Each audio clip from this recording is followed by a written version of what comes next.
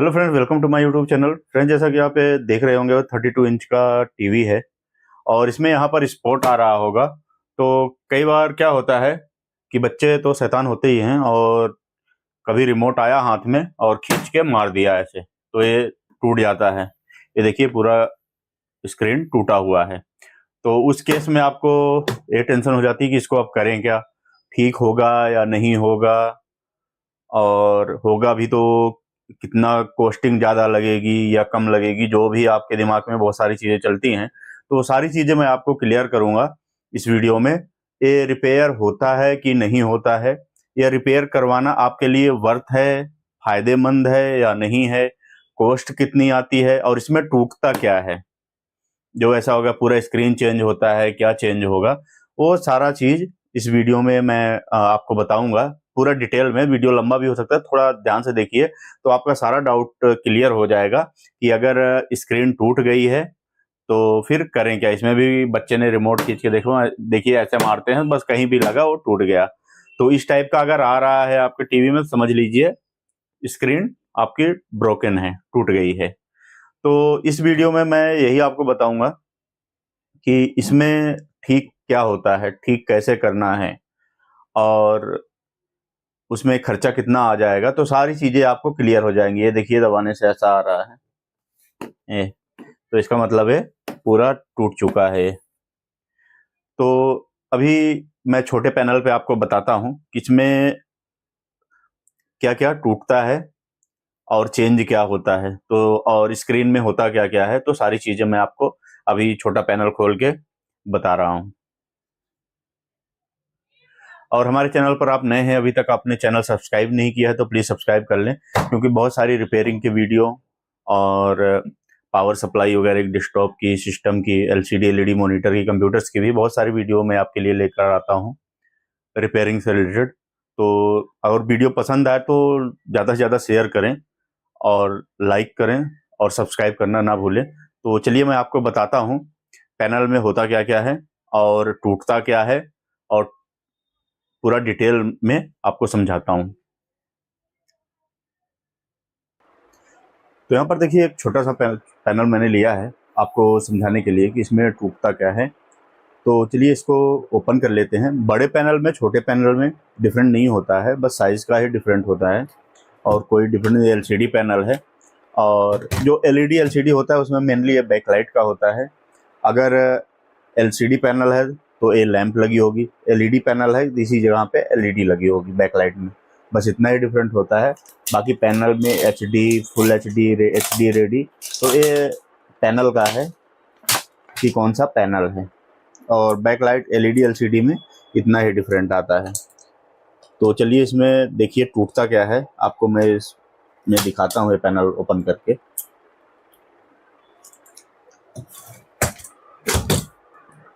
तो यहाँ पर देखिए लॉक लगे होते हैं। तो अगर आपके पास चाहे ऑल इन वन का पैनल हो, एलसीडी एलईडी मॉनिटर का पैनल हो, तो सबका डिटेल मैं बताऊंगा आपको कि उसमें एस्टिमेट कितना आ जाता है लगभग चेंज होने में, साइज के अकॉर्डिंग। तो यहाँ पर देखिए ये पैनल निकल गया है, मैंने बेजल निकाल लिया है। अभी देखिए एक तो ए पार्ट है, ये भी टूटा है। देखिए ऐसे निकालेंगे तो ऐसे भी पता चलेगा ये पैनल टूटा हुआ है यहाँ से। और ये देखिए बैकलाइट है। अब बैकलाइट में क्या होता है, जैसे आके डिस्प्ले चला जा रहा है या कहीं वाइट स्पॉट आ रहा है तो बैकलाइट का हो सकता है। उसका एलईडी का रिफ्लेक्टर भी कई बार गिर जाता है, एलजी में ज़्यादा प्रॉब्लम आती है, तो इस टाइप की ये प्रॉब्लम आती है। ये बैकलाइट है हमारी इस, और ये पूरा फोल्डर है। तो जब स्क्रीन हमारी डैमेज हो जाती है तो उसमें यही टूटता है, और बैकलाइट से हमें हमारा कुछ लेना देना नहीं होता है, यही फोल्डर टूट जाता है। ये देखिए जैसे ये टूटा हुआ है, इस टाइप से ये टूट गया। अब ये टूट गया है तो ग्लास ही, बट ये गिरता क्यों नहीं है, ये देखिए इधर से। अब उसका भी रीज़न है, उसको मैं अभी आपको बताता हूँ। तो इसमें देखिए पोलराइज़र होता है, एक दो पोलराइज़र होते हैं, एक बैक का होता है, एक फ्रंट का। तो मैं आपको ओपन करके दिखाता हूँ कि इसमें देखिए यहाँ से एक पोलराइज़र लगा होता है एक, ये देखिए, अगर हम इसको निकाल देंगे तो बिल्कुल वाइट स्क्रीन आएगी। ये देखिए, एक पोलराइज़र है, यहाँ पर देखिए एक पोलराइज़र लगा हुआ है, पेपर है समझ लीजिए एक, और एक इधर बैक साइड में भी सेम ऐसा ही लगा है। अगर हम निकालेंगे इसको तो ये देखिए, इधर भी ऐसा ही लगा है। ये अब इन दोनों के बीच में एक ग्लास लगा है जो टूटता है। ये देखिए, ये ग्लास है, यही टूटता है, और इसीलिए आपको बाहर से पता नहीं चलेगा कि कहाँ पे टूटा हुआ है, हाथ से पता चल जाए, बस वो देखने में ही पता चलता है। तो बहुत लोगों की क्वेरी आती है, एकदम सही है, बाहर से नहीं टूटा है, वो बस फैल सा गया है पूरा लिक्विड सा, तो वो यही टूटता है, ये ग्लास टूट जाता है। अब ये लगा है अंदर से भी बाहर से भी, तो एक ग्लास निकलेगा नहीं, ना तो गिरेगा, तो इसलिए आपको पता नहीं चलता है। बस जैसा अभी डिस्प्ले मैंने दिखाया और वैसा ही दिखता है, या तो लाइट बंद करके देखेंगे तो ऐसा भी दिखेगा, आपको ऐसा लिक्विड सा फैला हुआ दिखे, समझ लीजिए स्क्रीन टूट गई है। तो अब देखिए, बात ये आती है कि अब इसको टूट तो गया, अब इसको हमें चेंज करवाना चाहिए या नहीं करवाना चाहिए, या एस्टीमेट कितना आएगा, तो वो चीज़ मैं आपको बताता हूँ। तो मान लीजिए जैसे 32 इंच का था आपका एलईडी पैनल, तो एच डी रेडी जो आता है उसके अगेंस्ट कंपैटिबल लगाने के लिए, तो उसका प्राइस 3000 से लेके 4500 तक होता है, 3000 से लेके 4500 तक लगता है। अलग अलग जगह पे अलग अलग टेक्नीशियन अलग अलग रेट लेते हैं, जिसको जैसा मिलता है उस टाइप का लगाते हैं। तो ये हो गया 32 इंच का।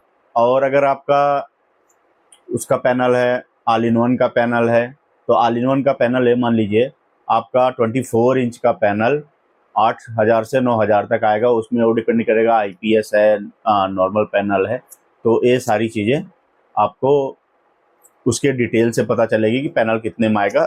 रफली इतने में आता है, प्राइस थोड़ा सा ऊपर नीचे हो जाता है। तो ये ऑल इन वन का बट नया पैनल मिलता है।